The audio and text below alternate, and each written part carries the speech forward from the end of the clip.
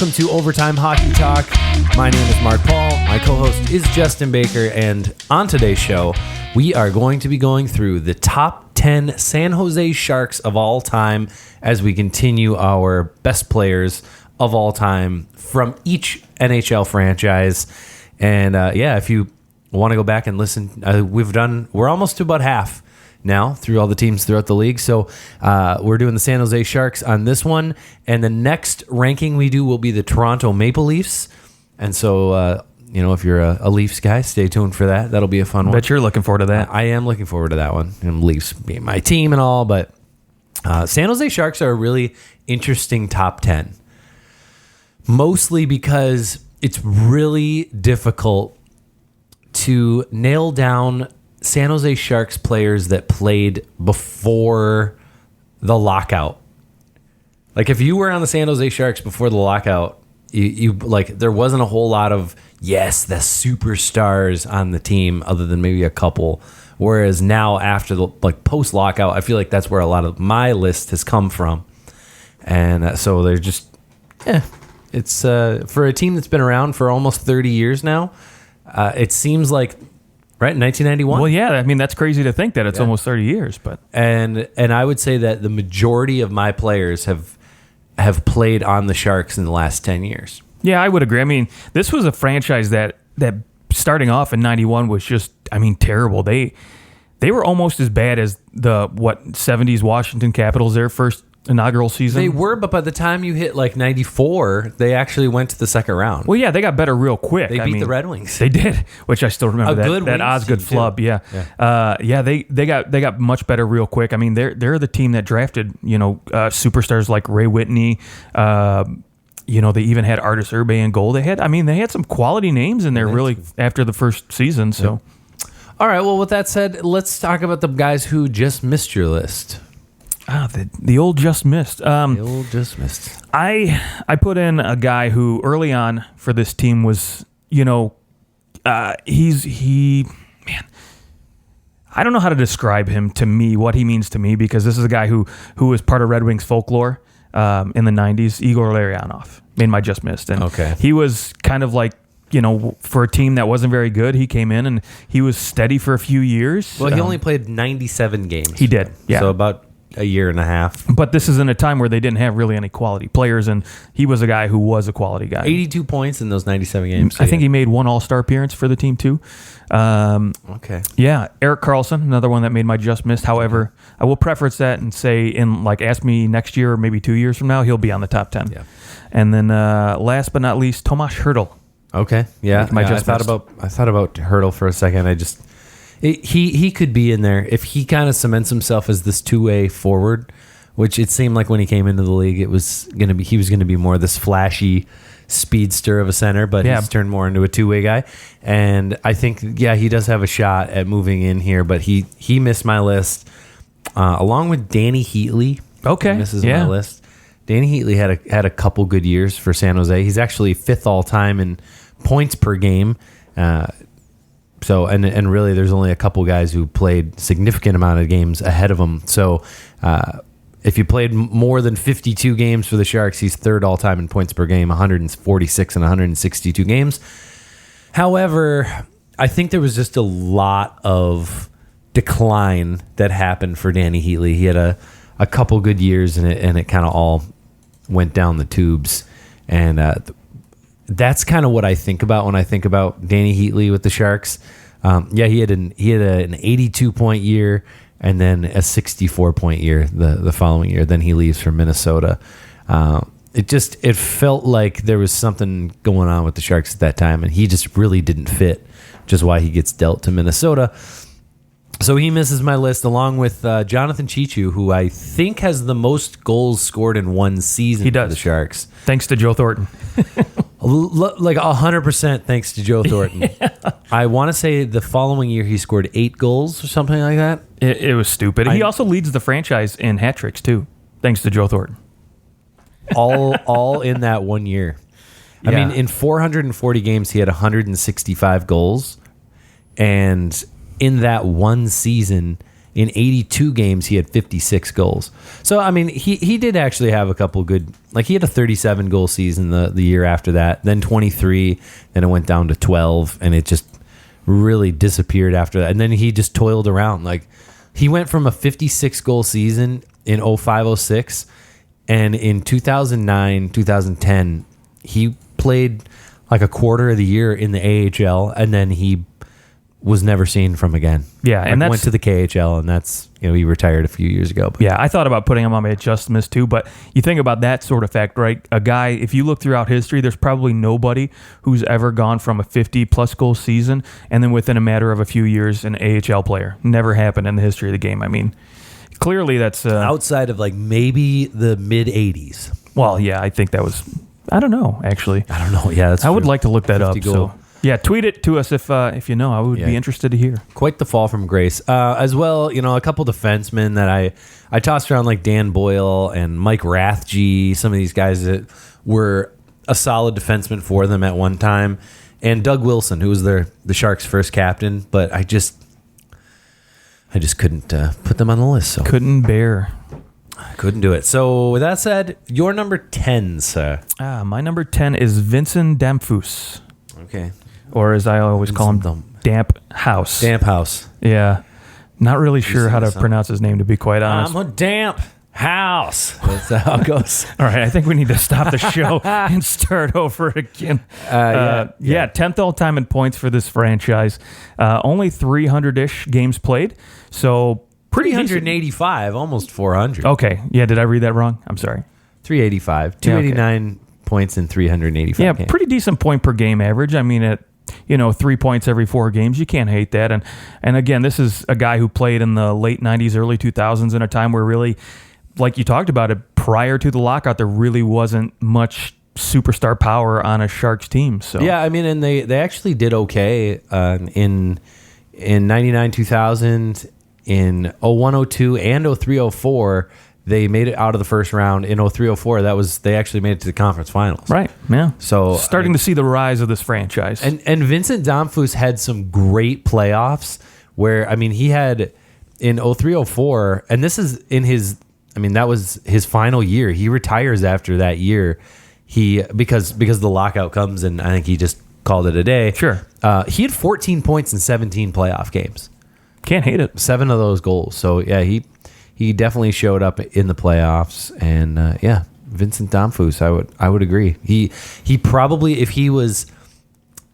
the Montreal Canadiens didn't have so many, like if they weren't so storied, like he would probably be on, maybe like for what he did in Montreal too. He could be on, if he had done that, let's say with like the Carolina Hurricanes, he'd be in the top 10 for Carolina too. I mean, he actually played all over the place and did really well. I mean, he had a 94-point season with Toronto. He had an 89-point season with the Oilers. He had 3 90-plus point seasons with the Habs, and then he had, he was with the Sharks towards the end of his career, but it was also during a time where everyone was struggling to get points. So to have a 70-point season in the 2000 season, that's pretty solid for Vincent Damphousse. So he's my number 9. Okay. Fair enough. So I agree. Definitely having him on this list is I think that he was a part of that first wave of the Sharks beginning to make a good push. He was brought in to kind of cement that lineup. Played a little bit with Patrick Marleau when Marleau was first in the Sharks. Very true. Yeah, as a younger man. And my number 10 though is a guy who you had on your just missed.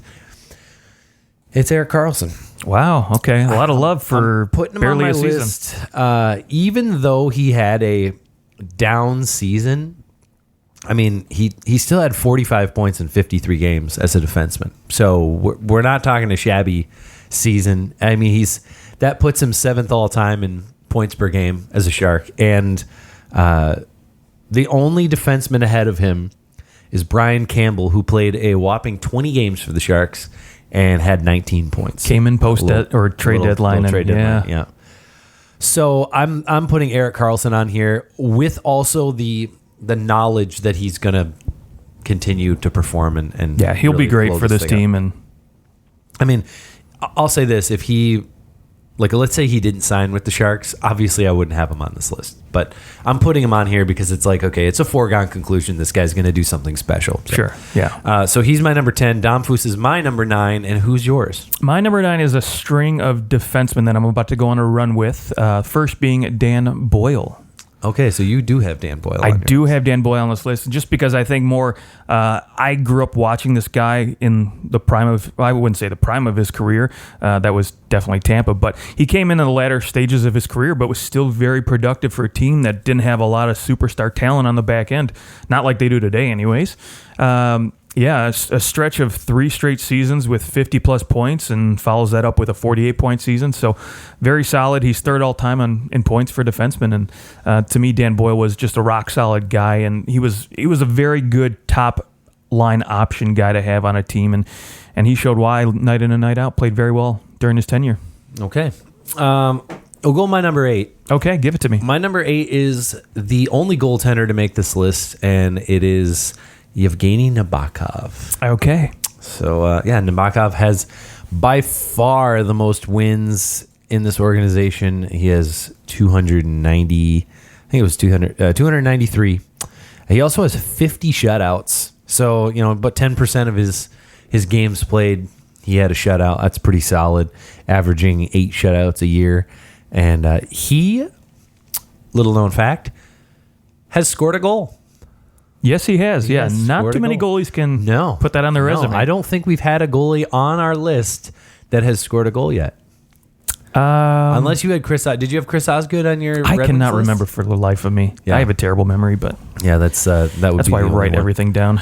So I mean, by far the most wins, and he put up some really nice numbers: a 239 goals against and a 912 save percentage. So Evgeny Nabokov always maybe left a little bit to be desired in the playoffs, but he did play so many games for the Sharks, 563 games, and the playoffs, I'd say for the most part, not really his fault. He did have a couple kind of struggle years, but I mean he was there for a couple conference final runs, and he was always good enough. I thought in the playoffs, he was good enough. Yeah, I mean It also, I think that Nabokov was the reason the Sharks didn't win those years. I mean, you look at the years that they went to the conference finals.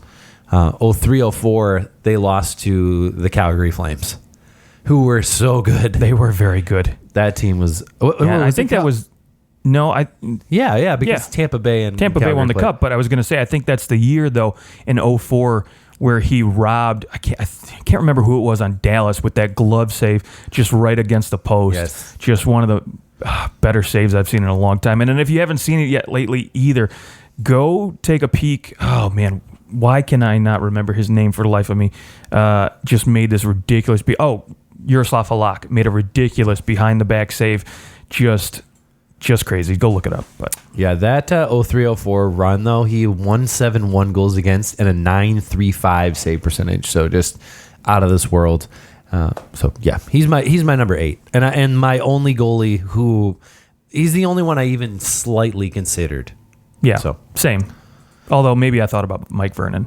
Just kidding. Mike Vernon. Yeah, most people forget he actually came on this team after he won a cup with Detroit and Kelly Rudy. That's right. Yeah, you forget about him from L.A. Oh, man. Okay, my number 8. Rob Blake also played on the Sharks. He did. He was their captain for the year he was there. It's too funny. The 90s. That was the late 2000s. Was it? It was like 2009. Oh, my gosh. Where have I been? Okay, well, number 8 for me, probably the most underrated defenseman I've seen in a long time. Pickles. Vlasic Edward. And Marc-Edouard Vlasic. Yeah. He's my number 7. Okay. So, I have him just a little bit higher. I have him ahead of Nabokov because I do feel like he is one of the reasons that the Sharks are as good as they are. I would absolutely agree.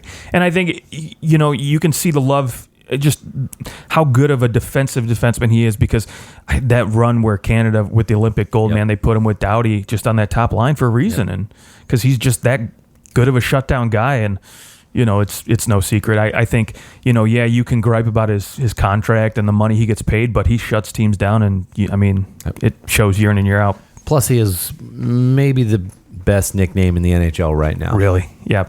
Maybe that or the bread Pickles man. or the bread man. Yeah. Yes. Ironically, they could go on each other. I guess today I was go on the bread. I had dill pickled flavored popcorn. Probably the most disgusting thing I've ever had, and I don't like pickles, so that sounds awful. Yeah, everybody. Ironically, though, it was although pickle chips are quite good. Well, if you ever Canada, they have pickle chips. Okay, never heard. They taste pretty good. Yeah, I'm gonna pass. Well, anyways, moving on. Okay, so he's your number 8. True story. And my number 7's Vlasic. So who is your number 7? Evgeny Nabokov. Okay, all right, so we just have him. And maybe it's a little bit of love, tip of the cap for the goaltender, because, again, he was just so rock solid for that team for so long. And you look at all the other goaltenders they've had throughout this history, he just added stability on the back end where nobody else had done that before in this franchise. So it's true. And they did have good goaltenders and, goaltenders who had good seasons. I mean, don't forget this team had Mika Kiprasov. They did. Yeah, and they had Antti Niemi. I mean, they've had some goalies. Niemi gets traded there after he wins a cup in Chicago. Right, but he was pretty solid for the team for a few seasons. Yeah. And, Vesa Toskala had a couple good years there. Steve Shields. Yeah. Oh, boy. Yeah. I mean, there was some okay goaltenders, but when you have nothing to worry about in the goaltending position, you can just go about your business with everyone else. Right. I think that's definitely a luxury a lot of teams would love to have. With my number 6 is the current captain of the San Jose Sharks. Ooh. And that is Logie Couture, as I like to call him. Number 5 on my list. Okay, all right. Yep. So he is the 4th all-time scorer, 507 points in 663 games. And he's kind of always been in the shadow of Pavelski and of Thornton and of Marleau. And I think it's great that now he is the captain. I think he is the future of the San Jose Sharks. It's hard to say, but I think he's probably maybe the least talented in terms of all those guys ahead of him on that list. He's a phenomenal player. He maybe can skate better than a few of them, but I think Logan Couture is, as the Sharks start to age, I don't think that Logan Couture is he's the ultimate number 1 center, but I do think he's a good player, and he's my number 6. Yeah, my number 5, very solid centerman, and it's weird too because at 29 we finally see this guy develop into maybe the number 1 center we had. Everybody had expected him to turn into. I know for a while everybody was just waiting for him to explode and be like this point per game player. Drafted in the first round, I think he went 9th overall. 9th overall in 2007. Yeah, and granted, this season, right? He exploded in the playoffs with, I think he had 14 goals. It was just a ridiculously crazy number, and 70 points this regular season. So I think for a guy who had been toying around 50, 60-ish points for so long, he finally gets over that hump a little bit, and so maybe we might see the offensive explosion now that he's going to be counted on a little bit more now that Little Joe's gone, and Big Joe this might be his final hurrah. So yep, there are 3 players who have scored more points than Logan Couture in the 2007 draft. 3 players. 3 players. Can you name them for me? Can you name them? I probably could not. So the first one is the first overall pick, right? Patrick Kane. Okay. That one's fair. The second is the 7th overall pick in Jakub Voracek. And there is only one player who has more than Couture's 507 points, and it is Jamie Benn, who was taken in the 6th round, the 5th round. He was taken 129th overall. Just after Austin Smith and Milan Kajtnar, who played 1 game in the NHL. Boy, how many people passed on Ben? Everyone. Yeah, everybody. I mean, honestly, and then Jake Muzzin went later in that round. And, did he lay somebody out last night too? My goodness. And that was fun to watch. I mean, Nick Bonino went 173 in that draft. Carl Hagelin went 168, and Patrick Maroon went 161. So, I mean, there's quite a few guys left from that draft that are. That were taken late that are still doing really well. I mean, there were other guys that the Sharks could have taken, but I mean, I think Logan Couture was the pick from that draft in terms of where they picked and who was left on the board. You think Keaton Ellerby was taken next by the Panthers, and then Brandon Suter. Ryan McDonough would have also been a pretty solid pick too. But sure. Yeah. So he's your number 5. Who was your number 6? Yeah, my number 6 was Brent Burns. Okay. Oh, you have him a little lower. Yeah, a little lower than Logan Couture, and yeah. I just think mostly it's because he spent so much time in Minnesota and took so long to develop into this offensive threat that we see him as right now.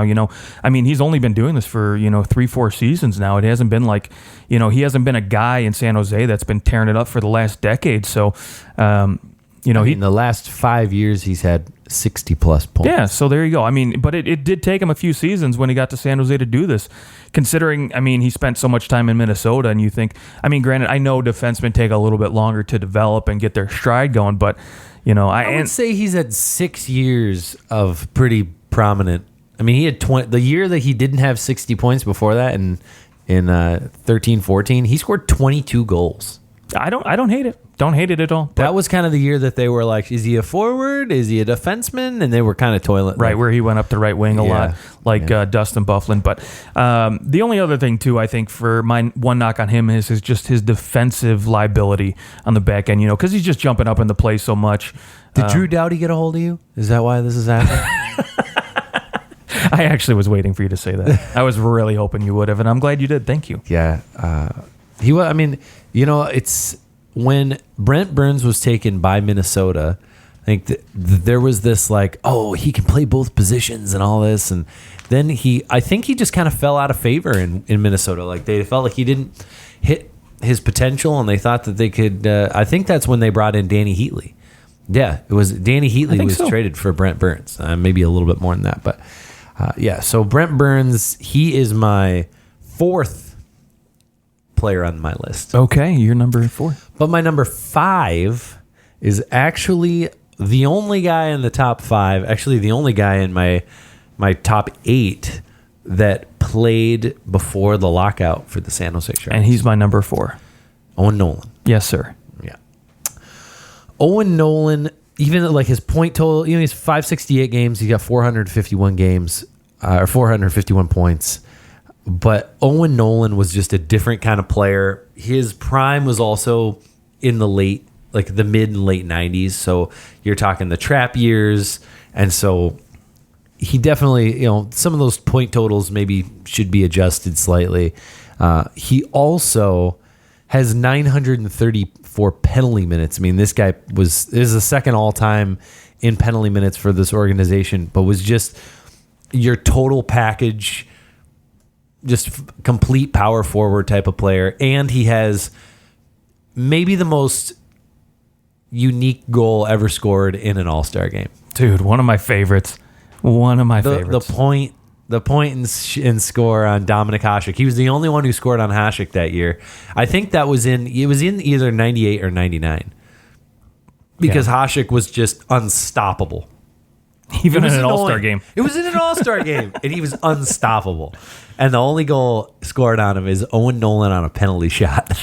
No, it wasn't a penalty shot. He was just coming down the breakaway. Yeah. Well, it wasn't even a breakaway. There was defenseman up the center of the ice. Yeah, he had a little space, but he was just coming down the boards, man, on that blocker side, and just pointed over the glove and just ripped it. Dude, I remember Hasek afterwards was like, because of course everyone's making a huge deal. Like, oh, of course.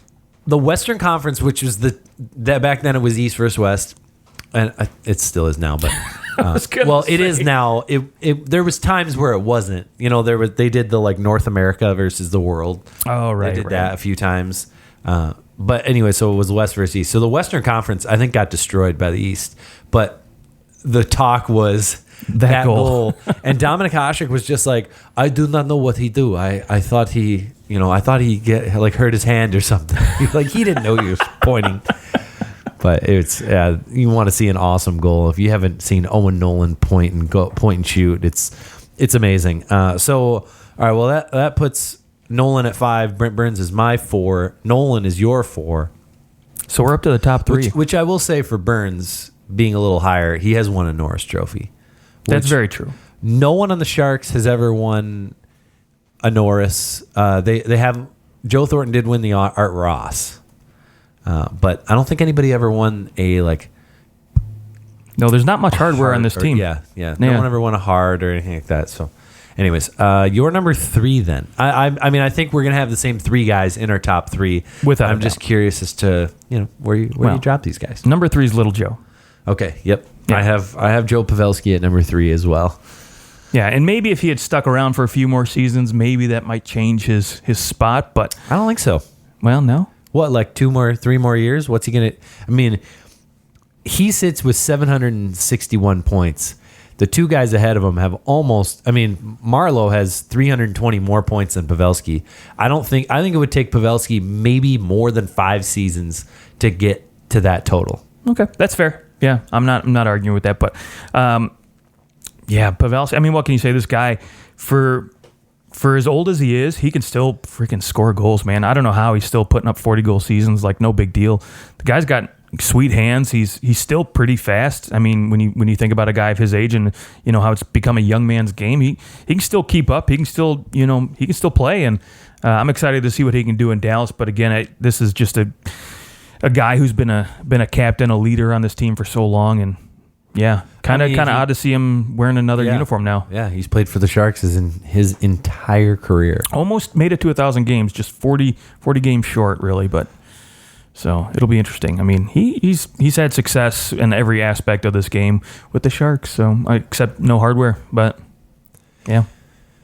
Yep, that would be number 3. The one downside. I mean, I'd say in terms of his play in the playoffs, he's always been pretty solid. Definitely nothing to really knock him. I guess one year he had no points in 5 games, but in the year they went to the finals, 23 points in 24 games and 14 goals. So which is a feat in and of itself. If you score more than 10 goals in the playoffs, you did something right. Right. Yeah. Exactly. It's just so difficult to score goals. I would just my one knock on Pavelski is that he always had Thornton and Marleau around. I mean, other than like the last couple years, but that's why they call him Little Joe. He's always played second fiddle, right? Right, and that just kind of he has to be below these guys. And even if he were to go and go back to the Sharks and collect some more points, it's not. He's always going to be third on this list of guys. So with that said, let's go with your number 1. Your number 1. Okay, Big Joe. Okay, going Jumbo Joe. Jumbo Joe. Yeah. I had the same number 1. Okay, good. Yeah, there was a lot of lists. I mean, there's a site called Ranker, and that's usually a good starting place to start thinking about different guys. And no, they actually have Thornton ahead of Marleau. I was looking though, some Bleacher list, Report. Some something. list had Marleau ahead of Thornton. Of course, he has more points all time, which I think Thornton will ultimately catch him. I don't think Thornton's going to retire for a few years. Is he going to be like Jágr, just keep playing till he? I think so. I really do. He doesn't need speed.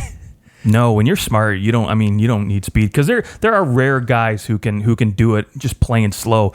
You're not like David Backes, where if you can't skate, you're just screwed. Right. Now he has such good hands. Such good IQ. I mean, I will say this, and this is the one thing that made me consider Marleau above Thornton. Marleau does have almost 300 more goals than Thornton. I mean, he has 508 goals for this organization, which is first all time. Pavelski's second with 355, and then Thornton at 244 in over 1,000 games.